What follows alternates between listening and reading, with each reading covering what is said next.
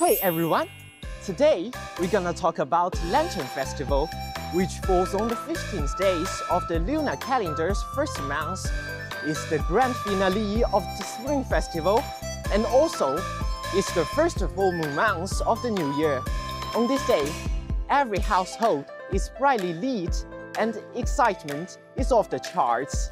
Actually, over 2,000 years ago, during the Han Dynasty, people would worship the Taiyi gods on this day, hoping for peace and safety.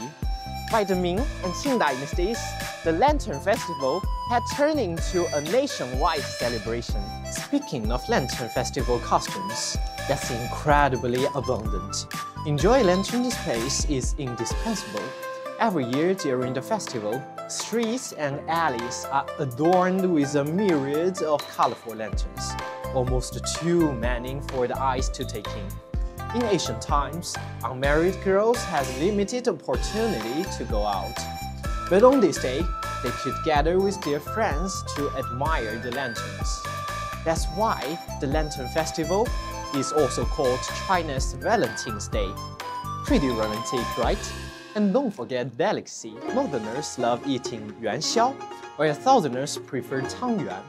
Whether it's yuanxiao or tangyuan, eating them symbolizes family unity and togetherness. Folk performances like dragon and lion dances, stilt walking, and dry boat rowing also add a ton of joy to the festival. With gongs and drums resounding, the atmosphere is incredibly living.